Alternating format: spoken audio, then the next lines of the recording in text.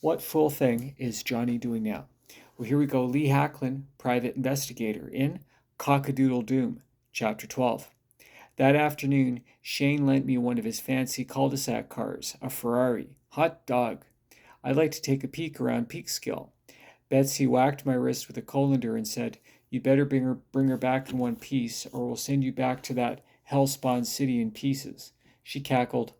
Double, double, toil and trouble, fire burn and cauldron bubble. Betsy Bannister, may have been a hateful witch, but her huckleberry pie was to die for. So good. And she knew how to use a gun, something of which she frequently reminded me of. Charlie Sitwell, the security guard, was off duty at 4.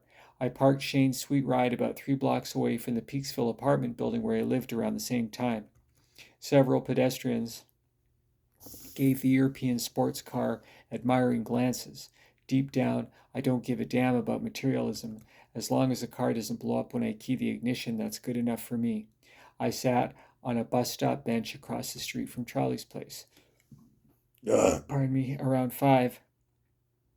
A rusty pickup truck, Charlie at the wheel, drove into the underground parking lot. What was I doing there? What was my plan?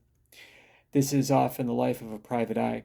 When you throw a dart at a dartboard, you don't know where it's going to land, but you'll never hit a bullseye if you never try. I walked around some, careful to keep my eye on the ball, so to speak. Peekskill is a clean and beautiful city. I bought a bag of Cheetos and a Coke. That was my dinner. Sorry, arteries, and returned to the bus stop bench. As the sun began to set, bullseye. A Lincoln Continental pulled up in front of Charlie's building. 2 men alit. They wore matching suits, dark sunglasses, and they had little telephone coils hanging from their ears. They were as inconspicuous as Bigfoot at Buckingham Palace. I fished out my handy-dandy Instamatic camera and took a few shots. Holy moly. Apparently one of the men had bionic hearing. He turned, faced me, tapped his friend's shoulder, and he faced me too. A Snickers wrapper blew past my feet. I hate litter bugs. Super Ears reached into his blazer. He drew a pistol. Not fast enough. I shot the bridge of his sunglasses. Not safe for work. His friend slid behind his soulless body and used it for a shield. What a hero. You just killed a federal agent.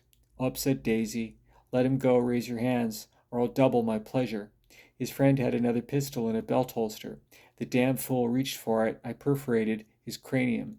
A few locals screamed and scattered. Sorry, folks, I'm just visiting.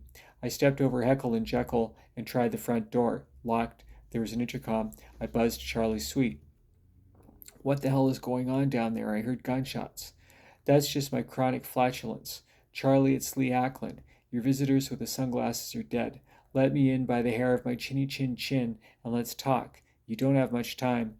At the end of the day, Hacklin, none of us do. 10 seconds later, I heard a stomach-churning thud from the back alley. I ran there. Charlie Sitwell's ruined body was right where it belonged, in a dumpster. Thanks for watching. Don't forget, God loves you, and so does Johnny. Cheers.